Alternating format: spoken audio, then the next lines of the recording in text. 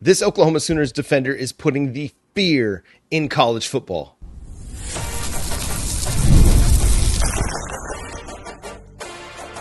You are Locked On Sooners, your daily podcast on the Oklahoma Sooners. Part of the Locked On Podcast Network, your team every day.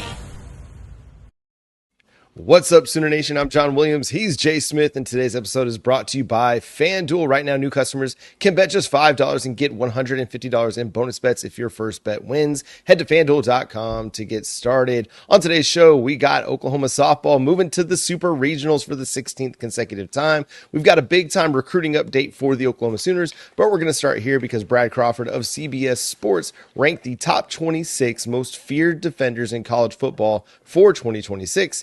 And your boy David Stone comes in at number 7, Jay. Yeah, everybody's terrified of him on that interior, John, which is, I can't argue it, right? Like, he's one player that is pretty horrifying when you see him, standing on the defensive line. He's built like an NFL prototype interior guy, and he plays like one. And he's done nothing but improve every single year that we've had him here. And remember, he's a true junior. And so there's no redshirting here. He's been playing in just about, all the games over the last couple of years, which is a massive plus. Shows you just how big of an upside he has and just how talented he is overall. And so for us, it's now really harnessing that power and him being even better this coming season. So just a few stats to support David Stone in his fearsome ability. He finished second on the Oklahoma Sooners in quarterback hits with 4. He finished 4th in total pressures. He finished 3rd in stops from Pro Football Focus. It was a really strong breakout season for him. Only the 1.5 sacks, but that's a lot of a misnomer when you look at his production and his potential, because defensive tackles, you're not going to talk about sacks for them. Nope. But the dude was constantly creating disruption and constantly living in the backfield. And you talked about looking like a NFL defensive tackle. The way that he's built is just intimidating. There's nothing excess on him. He's just solid. And the way that he can move at the size that he has is just incredible. And so I'm excited to see what he does with another offseason, a guy that's going to have another big-time role for Oklahoma this year. He's already being projected into the first round, and in some places a top 15 pick in the 2027 NFL draft. So the potential is there for him to be one of the best defensive tackles, if not the best defensive tackle in college football this year. And he's going to be a part of a defensive line that, again, is going to be one of the best in the sport. Yeah, 100%. And Todd Bates is out there cooking. You got him, you got Jaden Jackson next to each other, which kind of cracks me up how he's not really feared too much, even though, like, at the beginning of the season, he was one of our leaders in sacks. Shout out to me, because I was really excited about that. I was hoping he'd finish the year, John, as one of our top guys in the sack department. But, it's not something that's a guarantee, mainly because after a certain point, people start focusing on the big guys on the interior, and they got to find a way to stop them. Even when they get to the backfield, it really opens it up for the edge guys. And you really saw the edge guys, benefit from that as the quarterbacks would step to the side or even step a little bit more into the pocket when the interior dudes run right past them.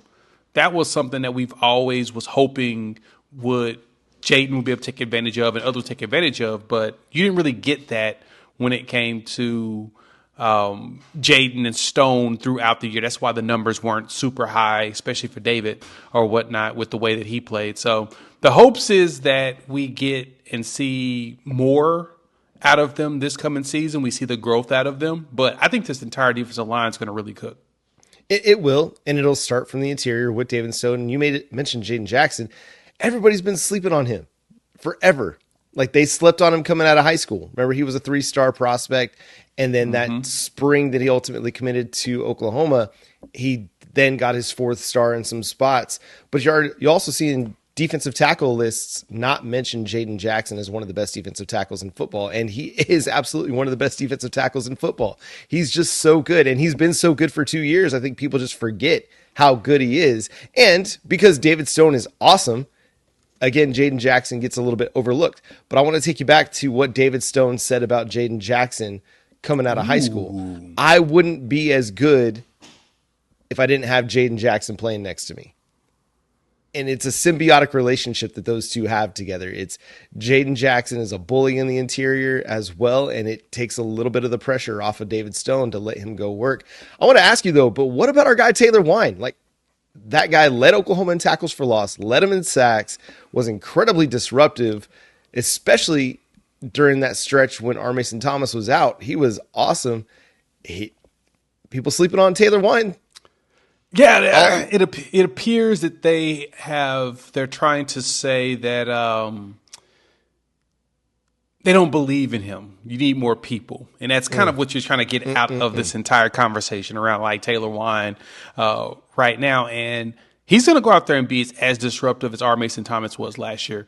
Now, I'm going to be honest. I think we'll hear more Taylor Wein buzz closer to the season. Yeah. Because of how fast he broke out, it just doesn't feel like people are really jumping on that quote unquote bandwagon as of yet. But I do believe that once we get closer to the year, closer to the season, you're really going to hear his name really ring out a lot, and rightfully so. He's going to be one of the more disruptive edges in the SEC. Like number one on the list, of course, is Colin Simmons. He's just a monster down there at Texas, unfortunately. And he had like double-digit sacks last year. He's basically the one dude that did everything for them on that defensive line. Just because he's so talented. Between him and Dylan Stewart, two players that we will see this year, we'll be preparing ourselves for. I think Wein's going to end up in your top 10 list probably close to the season start. Just, as people are really recognizing, he's a legitimate dude. I'll give it to Colin Simmons. He's done this for a couple years. Same thing with Dylan Stewart. Wein does it again this season. I don't think he lasts on this roster. I think he's ended up going to be in the draft, and he may end up being a day one, day two guy, and it's going to be like, dang, that sucks that we've got to lose him. But at the same time, that's dope that he could leave early because he's that dang talented. I don't want this to come off as Dylan Stewart bashing, but he doesn't have a season like Taylor Wein had last year. Last year, Taylor Wein had more tackles for loss. Last year, Taylor Wein had more sacks. And so mention our guy. Take care of our guy, Taylor Wein. Like, he is one of the best defensive ends in the SEC in college football. He was an all SEC second team selection last year. Yep. Let's not overlook him. I know he's not the flashy guy to talk about because he was just a 3-star dude coming out of high school, was a late offer by Oklahoma in the fall of that cycle, a late commitment. He doesn't have the big star rating from the recruiting services, so he's not somebody that people have known about for years and years, but he's really good. And he's somebody that should evoke fear in the opposing offensive coordinators' minds. And I think we'll remind everybody just how good he is this fall. I mean, he, like you mentioned, man, he's got the potential again to be a first-round NFL draft pick, if not that, a top 50 pick. He's got size. He's got the intangibles. He's got the ability off the edge. He's shown pass rush skills. He's a great run defender. He does everything that you want a defensive end to do. I guess he just is going to fly under the radar until he does it again this year. Yeah. I think I believe it's more of a he needs to give us 2 years of it, right? Yeah. Like the belief is probably that he benefited from the fact that R. Mason Thomas was out. Of course he did. He took advantage of the opportunity and the snaps, and he actually executed. But the biggest challenge for him is going to be the fact that he isn't. It's not 2 years in a row. Dylan Stewart did it as a freshman. Same thing Colin Simmons. So you start to know their name. And in the second year, they came out. Dylan, of course, spent most of the year hurt. Especially got hurt when he played against us, so we didn't have to deal with him. But then the next year, that year, he still was productive. He just didn't put up the numbers that Taylor Wein was. So Taylor Wein kind of submitted himself, as you said, an all SEC guy. And that's the best thing for him. that puts him on everybody's radar. Now teams are going to be watching for him. So I'm guessing that a lot of people are like, all right, what does he do when he's getting doubled? When teams are really focused on, like R. Mason, right? Like everybody was focused on him. What does he do when the pressure is really on his shoulders? And I think he produces. And then, like I said, either if he comes back next year, he's on this list. He's going to be on a lot of the list of people to watch out for, or he's in the draft. It's going to be one or two. Something else to watch out for, the Oklahoma Sooners making some moves in the 2027 recruiting class. They've got a little bit of buzz created for a running back. We'll discuss next on Locked On Sooners. The NBA playoffs are here, and every possession matters. If you're looking to get even closer to the action, FanDuel has a great offer to get yourself started. Right now, new customers can bet $5 to get $150 in bonus bets. That's if your first bet wins. That's right. You can turn that $5 into 150 bonus bets just for getting started. Like looking at FanDuel, the site's really easy to go through. So I'm checking this out. My Thunder are right now a 6.5-point favorite against the San Antonio Spurs. Of course, that means your boy's going to be jumping in on the action because we can win another title, baby. So you can check out all the stats. You can look at the trends and everything from the player-ups and the matchups right there inside the app. So it keeps you in there so where you can really see what's going on and make, that educated guess. So whether you're looking for prayer props or following your favorite stars, it adds another level of excitement to every single game. So go to FanDuel.com to get started. FanDuel, play your game. Once again, thanks for making Locked On Sooners your first listen every single day. Shout out to all the everydayers out there. Tune in and subscribe to the show wherever you get your podcasts. We're part of the Locked On Podcast Network, your team every day. And if you want more Locked On Sooners with no ads, go to lockedonsooners.supercast.com to join the Everydayers Club. For $5 a month or $50 per year, you can get ad-free audio versions of Locked On Sooners directly to your podcast feeds and an invite to the members-only chat where we're breaking down college softball, we're talking recruiting, we're getting you ready for the 2026 college football season. But the Oklahoma Sooners, Jay, have picked up a prediction for a 2027 running back. Jakoby Dixon is the latest, a 200-pound running back out of Texas, Brenham, Texas, to be precise.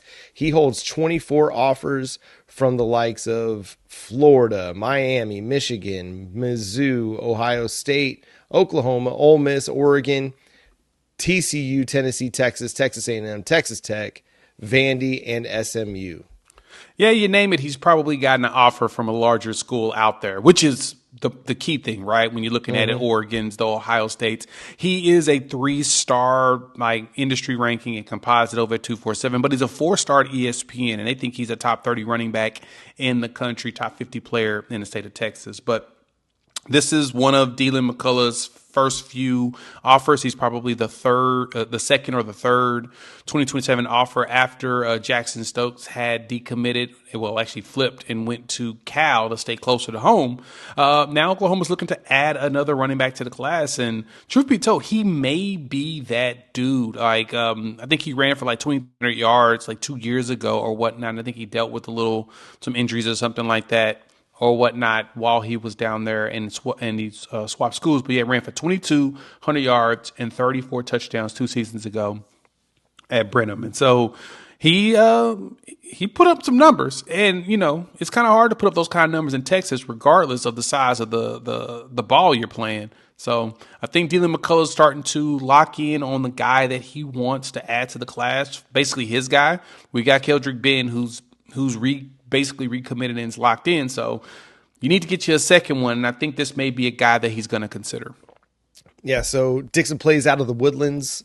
That's a big suburb outside of Houston. So it's a big time college football area, even though it may be 5A, it's still, college football, high school football area. The Woodlands is not college football yet. But you mentioned it. He was really, really good a couple years ago. As a freshman and as a sophomore, he was his district's MVP. I think that can show you just how good he can be and how much he was a focal point in that offense. But you look at what he's able to do on tape, and he's got the speed to break away and create big plays. He's got the shiftiness to create plays in the open field. Just a good running back and someone that you can hand the ball to a number of times. He's got the durability to withstand the toll that'll be taken as a running back, but he can do a lot of good things for you in your offense.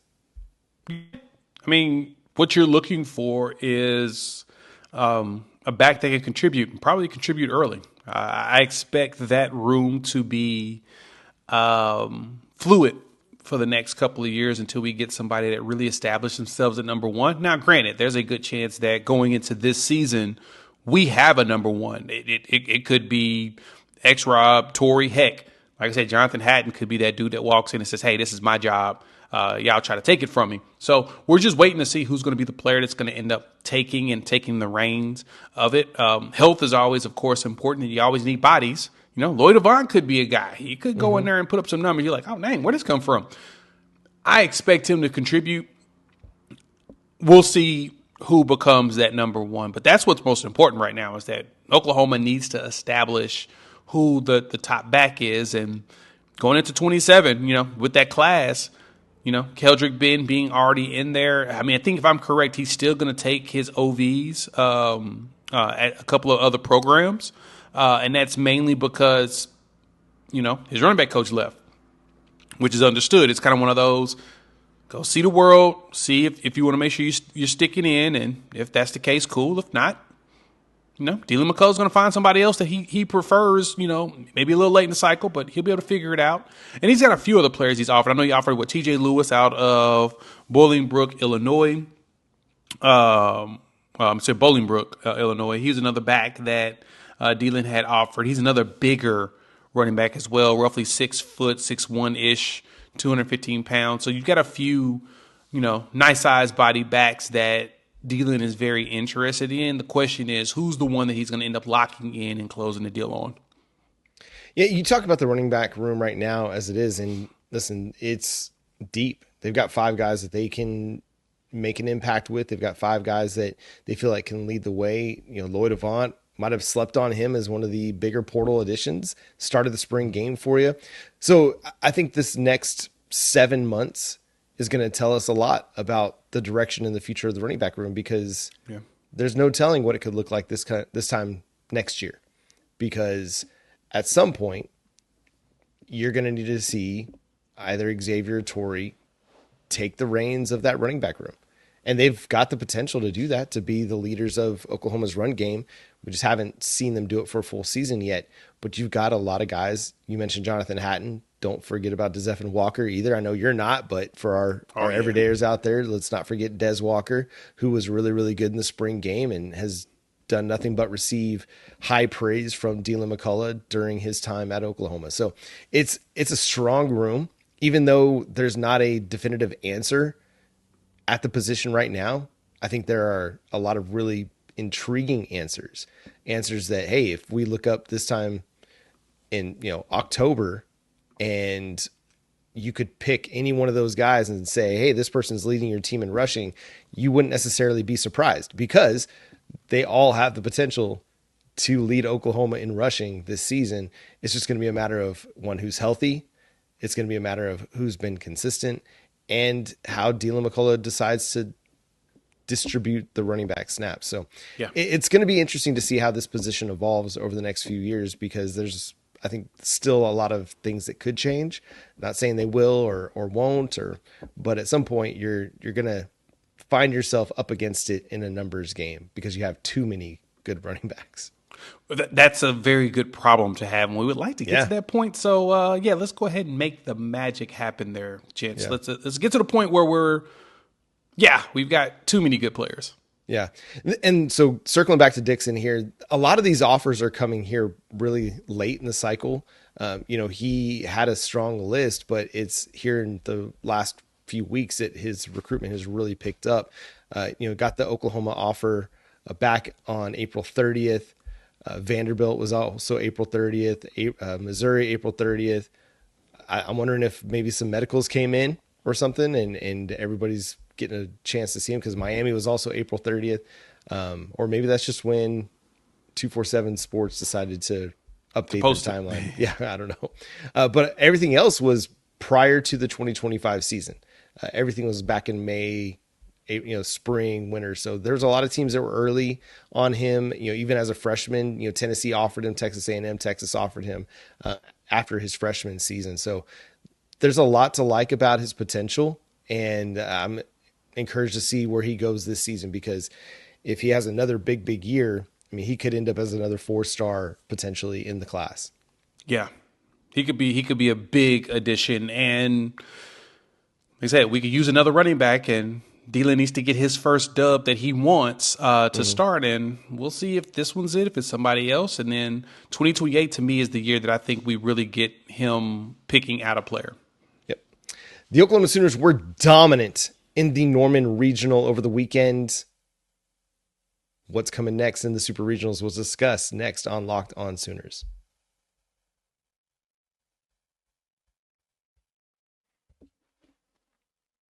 Again, thanks for making Locked On Sooners your first listen every single day. Shout out to all the everydayers out there tuning in and subscribe to the show wherever you get your podcasts. We're part of the Locked On Podcast Network, your team every day.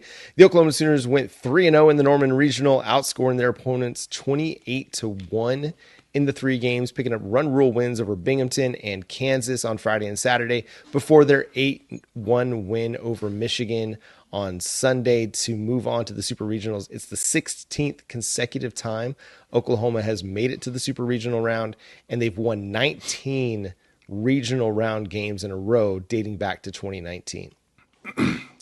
You said 19? Wow. Yeah. Wow. Yep. That's just excellence right there. So you beat Michigan 8-1, which is the only team that got a score. Ladies, I'm a little disappointed in you. You gave up a score? What are we doing here? Kidding. No. That's fantastic. And that was what you were hoping would happen here in this regional, that you would get a few run rules, get out these games real quick, and then continue to just be dominant. Man, I'm ready to see what they look like going into the Supers, and if they can pull off a few more run rules. I feel like they're starting to hit their stride now. Like late in the season, things weren't going, of course, perfect. The Georgia game didn't go the way that we was hoping to go, but Georgia's been surging as well. So I got to give them their props. But this team is so young, John, that it makes me wonder if now they're really starting to really pick things up, and that they're going to actually see a massive increase in performance over the next couple weeks. So OU softball allowed just 6 hits over the weekend. Yeah, 6. Audrey Lowry on Friday threw a 2-hitter against Binghamton. I say Audrey Lowry, but Audrey Lowry, Berkeley Zake, and Alyssa Parker combined for a 2-hitter. And then on Saturday against Kansas, Miley Guachenio, she allowed a 1-hit, or she threw a 1-hitter against Kansas. And then Lowry came back and she was really good again against Michigan. You allowed the 1 run. It was a solo home run, but ultimately only allowed 2 hits in her outing. Oh, sorry. She allowed 3 hits, but then the bullpen came in and didn't allow a hit or a walk between Kirsten Deal and Sydney Berzon. So just a really, really strong performance from the circle for the Sooners all weekend long. The bullpen was really, really good. They got good innings for their young relievers. The starters were great. And then also got to mention Cassidy Pickering, who had a tough April, but has come on strong in postseason play. Now she's got 3 home runs in her last 5 games. She had 2 home runs over the weekend, 1 against Binghamton, 1 against Kansas, and just is looking like she's hit her stride as well. Exactly. It feels like they're now on that upward trajectory that we've been hoping for in preparation for the tourney, the most important part of the year, right? Winning a bunch of games, getting yourself a high seed, being able to host some matches, and then getting your butt back to Oklahoma City so you can go ahead and win it all again. And so they're on that path. With them being young, this is going to be a team that's probably going to build on itself for the next couple of years. But I do feel like they're on that upward swing. It's funny, if you go look at the comment section and a lot of the posts around OU softball, the biggest complaint is what? Pitching. That's basically what you hear people constantly complaining about. And it's like, give them some time. They're young. They're still getting themselves going. They're young. Boom, boom, boom. Next thing you know, you give up, 6 hits over the weekend. You give up 1 run. You're like, oh, okay. It looks like they're starting to hit where you want them to be. Again, Georgia game didn't end up like you wanted to. It would have been nice to win not only the regular season SEC title, but also win the tournament.